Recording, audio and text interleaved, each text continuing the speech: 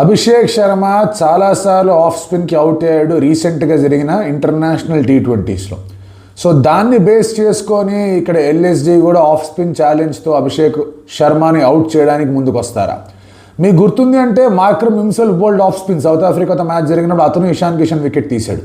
So I think LSG ఆ టాక్టిక్తో అభిషేక్ శర్మని, తద్వారా ఇషాన్ కిషన్ని, పైన ట్రావిస్ హెడ్ కూడా ఉన్నాడు కాబట్టి వీళ్ళ ముగ్గురికి ఆఫ్ స్పిన్ గ్యాంబుల్తో స్టార్ట్ చేసే అవకాశాలు పుష్కలంగా కనిపిస్తూ ఉన్నాయి.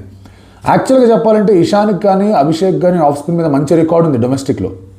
అన్ఫార్చునేట్లీ ఈ వరల్డ్ కప్లో ఏదో వాళ్ళు ఆఫ్ స్పిన్కి అవుట్ అయిపోయారు కాబట్టి అదొక టాక్టిక్గా, అదొక స్ట్రాటజీగా, అదే ప్లాన్గా వాడే ప్రయత్నాలు చాలా టీమ్స్ చేస్తే అందులో తప్పు కూడా లేదు. ముగ్గురు లెఫ్ట్ హ్యాండర్స్ ఉన్నారు, ఒక ఎక్స్ట్రా ఓవర్ మార్క్రమ్ దగ్గర నుంచి లాగచ్చు కాబట్టి పంత్కి చాలా అద్భుతమైన ప్రత్యామ్నాయం కనిపిస్తుంది.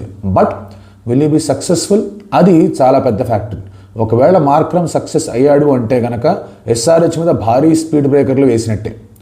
లేదు అభిషేక్ శర్మ ఆచితూచి ఆడేశాడు, ఒక బౌండరీ 2 బౌండరీలో కొట్టేశాడు, లేదంటే ఫుల్ ఫ్లోలోని ట్రావిస్ హెడ్, అభిషేక్, మార్క్రమ్ ఆడేశారు అంటే ఆ ఆఫ్ స్పిన్ ఓవర్ ఎక్స్పెరిమెంట్ అనేది ఒకే ఓవర్ జరుగుతుంది.